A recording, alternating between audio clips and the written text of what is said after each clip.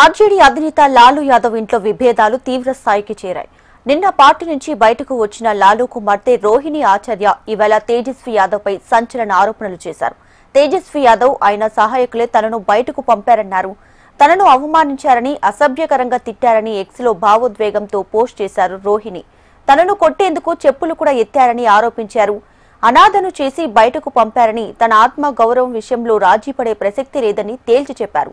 ఏ కుటుంబానికి తన లాంటి కూతురు, సోదరి ఉండొద్దన్నారు రోహిణి.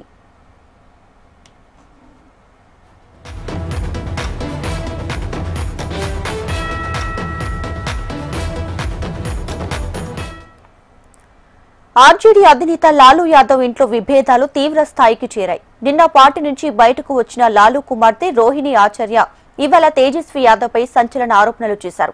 తేజస్వి యాదవ్ ఆయన సహాయకులే తనను బయటకు పంపారని చెప్పారు. తనను అవమానించారని, అసభ్యకరంగా తిట్టారని ఎక్స్ లో భావోద్వేగంతో పోస్ట్ చేశారు.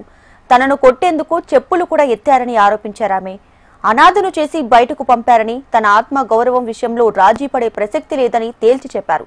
ఏ కుటుంబానికి తనలాంటి కూతురు, సోదరి ఉండొద్దన్నారు రోహిణి.